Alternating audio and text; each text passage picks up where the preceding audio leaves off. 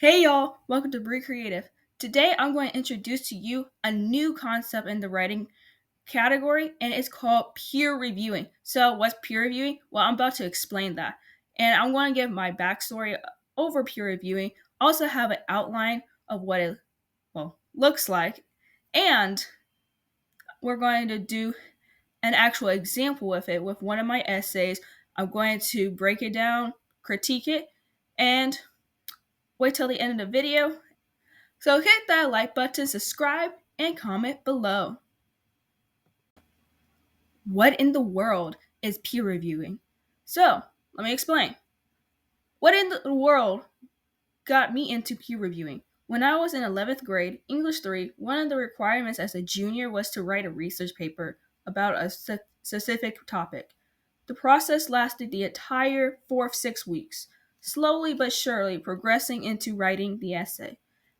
After our rough drafts were completed, the teacher wanted us to do a peer review checklist. I hate checklists, but I had to do so, yeah. However, I liked the fact that I could read through someone else's work and come up with what I thought afterwards. I had done a couple by my request, reading through and taking notes of the entire essay to tell that person when I was done. That is what inspired me to have a love for peer reviewing.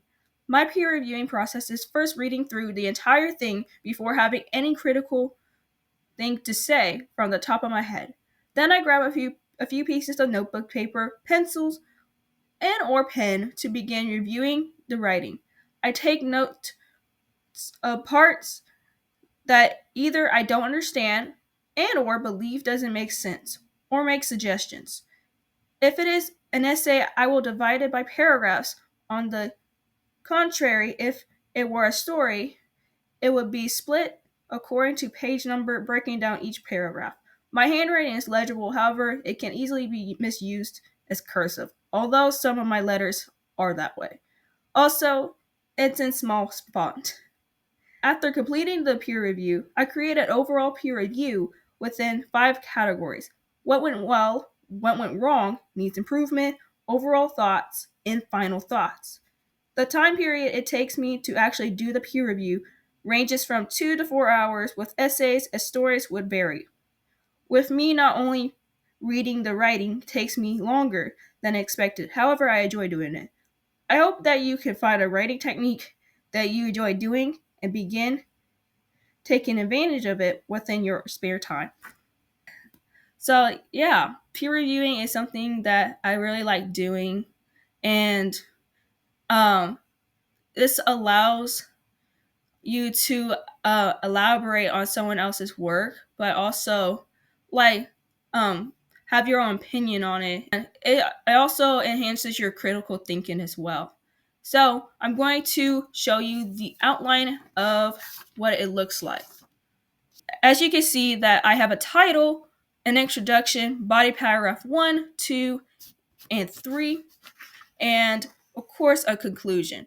So this is essay format pretty much. And then another example I'm going to show you really quick is a story example. This one was a short story that I written. This is actually based on my short story. Not to brag, but um yeah, and I divided it into pages. So if I had any questions or if I was confused, I just write it down.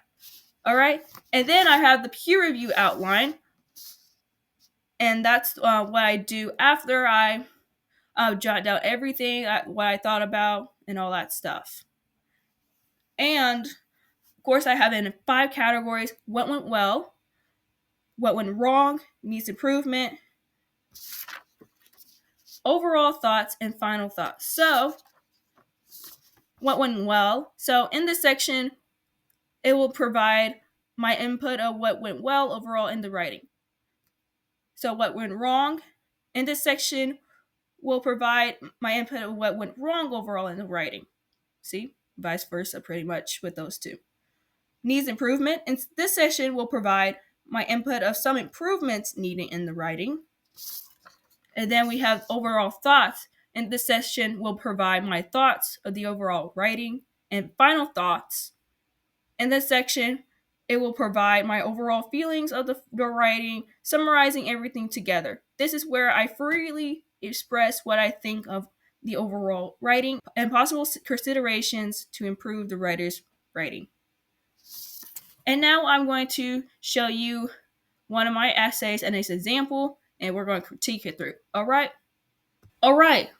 So, this is my essay, and it's called A Stand Against Standardized Testing. And my English 3 teacher said my title was actually a pun, which I wasn't expecting. And, I kept it. All right? So, we're going to read through it. I'm going to do it by paragraph. And then any questions I have and all that stuff. I'm going to really do my best to critique myself. And whenever you're critiquing yourself, it's not always the easiest thing. But I'm going to do my best to critique myself, okay? Each year, teachers prepare their students for the annual statewide assessment that is taken towards the end of the second semester. When students take on this daunting task, the expectation for them to do their best. After tests are scored, results are found on official assessment websites, and that's when the table turns. The tests are inescapable, which makes the pathway to college more complicated than it already is. Although standardized testing is currently mandatory in the United States, these tests cannot meet students' academic performance. Take a stand on how this testing system has bias tied up into students passing or failing, and review for this type of testing to become optional. All right, so just reading the first paragraph alone. So I'm going to refer myself as she, okay? So she has her hook of, okay, the teachers prepare students to for this STAR test, see at the end of the year. Very understandable. And she clearly breaks down that there's expectations, high expectations, and then when the results come, it goes all crazy. And pretty much, she does also mention um, how there's no escape because, yeah. And then she has an although statement as well that makes it a compound complex sentence. Um, and also, okay, she has her three main ideas. Okay, that's pretty good. That's pretty good. Um, what she can, I don't know, because I guess around the beginning I felt like, maybe she could have brought a teeny bit more in the first paragraph. Oh well, it's fine. Though standardized testing is currently mandatory in the United States, we the people should evaluate these tests for failing to meet students' academic performance. Register emphasizes that school districts could choose to test students with standardized tests to measure what they have been learning. But until the No Child Left Behind Act, LCLB, became law, there was no federally mandated high stakes testing. Resedger. Essentially, school districts used to not be told by the state, you must do this or else, because each district goes by their own policies, even with testing. Nowadays, students are being forced into taking a test combining all the concepts that would have to be refreshed in their minds in order for them to be prepared to take the big test. A lot of students stress over finding time to study outside of school hours, if they study at all. Prior to President George W. Bush's signing the NCLB, our society did not test all children in grades 3 to 8 and once in high school and compare the aggregate scores from school to school to rate and rank public schools. Resiger. By extension, schools used to not go based on students' scores from elementary and middle school, dictating their academic path into high school, which puts more effort into looking specifically at the individual's results of how serious they take their education. Currently, schools are graded by the state based on a variety of distinctions to determine how to rate and rank public schools around the nation. We should go forward to the board legal leaders of our districts and address how the standardized testing is failing to meet students' academic performance and perhaps take this case all the way to the head of state. Okay. Second paragraph was pretty good. So she quoted her evidence, she cited it with the person who wrote it by having the parentheses, the last name. All right. And she has some really good points in her commentary as well.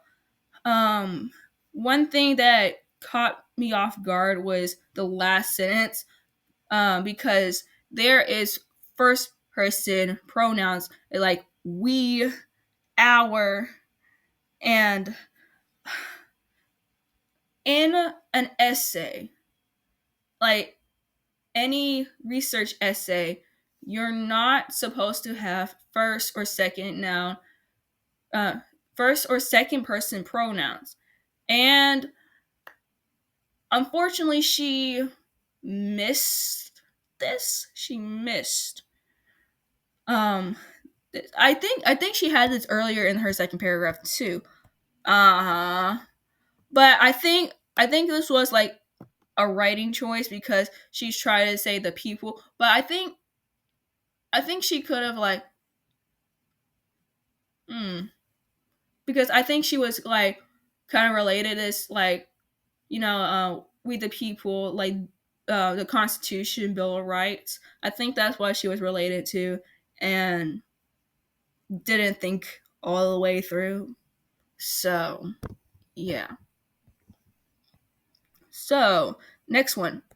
In addition, standardized testing has bias tied up into students passing or failing.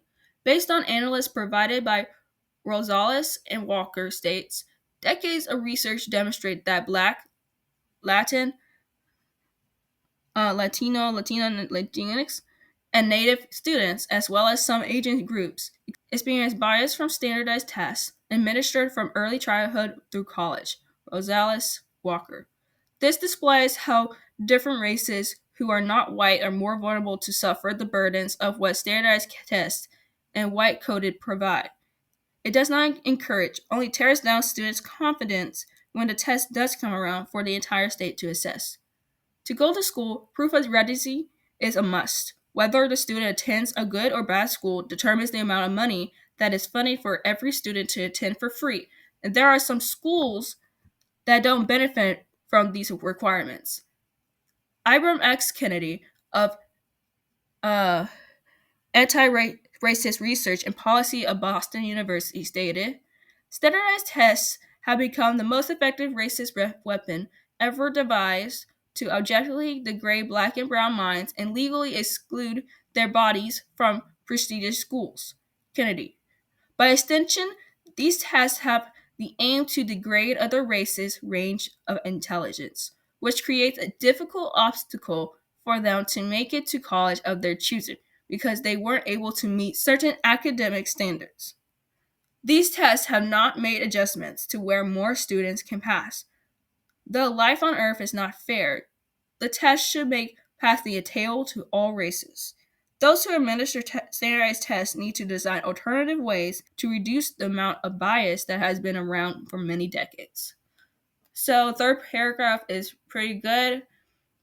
I was able to read it smoothly, even if I stumbled a few times. But yeah, pretty good. I like the evidence that she has, as well as the commentary. Um, I'm glad that she didn't use any first or second person pronouns in her commentary. That was good. That's a lot better. And her last sentence, and I gotta just point out right here with her, um, with her last sentences in each paragraph. I like how she has this sort of call to action, that should take place. So I like that. I like that. By extension, there should be a drive for this type of testing to become optional. Based on Ferguson's observation, for years, teachers and education leaders complained about how testing had become a tyranny, sucking away resources, narrowing the curriculum, and demoralizing an entire generation of educators. Ferguson. In recent years, there has been an increase of frustration with standardized test requirements. Under the NCLB law, these expectations are more rigorous than they should be. Teachers and education leaders have hard times finding resources that could help students better prepare. Instead, they are very limited because of the test. In Ferguson's words, the fight to finally reauthorize NCLB has been long and hard and is littered with draft bills and federal waivers to free states and districts from LCLB's most unpopular requirements. Currently, the final reauthorization process is being played to find a compromise over federal testing requirements. To create some flexibility within the school's districts, it should rule that standardized testing becomes optional. So with this fourth paragraph, um so it started out really strong. It started out real strong. Like, okay, she had her transition, all that, but standardized testing should be optional. Like that's her argument is this paragraph, and of course she has her evidence to support it and cited with the parentheses once again.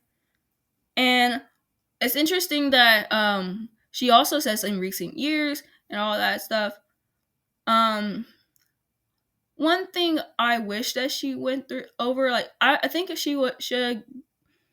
I think she should have went a little bit more in depth with her commentary because it could be vague in a way. And down here, um, with the last two sentences, maybe she could have done a little bit more research about that before just saying currently da da da da da. You know what I mean? And um, I hope she wasn't rushing to the end. Hopefully not. Although standardized testing is supposed to benefit students academically, instead, the results do not meet certain standards by the state because of the implanted bias within the test, making it more difficult. Even though standardized testing is mandatory all across the United States, some cannot meet requirements because of the amount of limited resources provided. In conclusion, these tests do not evaluate students' academic performance. We, the people, must take a stand on how bias deters students passing or failing by making this type of testing optional. Okay, so I like how she wraps up the essay. It's simple and, you know, um, so like restating what she said at the beginning, but in a completely satisfying way. So pretty good. Um, I don't really have too much to say about the conclusion, but it was pretty good. It's pretty good. All right, so we're actually now going to go to the peer review, the actual peer review with our 5 categories: what went well, what went wrong, needs for improvement, overall thoughts, and final thoughts. So now we're going to evaluate um, this person's essay. So first of all, what went well? So her organization with the essay was well structured. Um, Also, she had a great introduction, a hook uh, that grabbed me in. Also, uh, she was able to have a effective thesis statement, and a thesis statement is pretty much the last sentence of the introduction.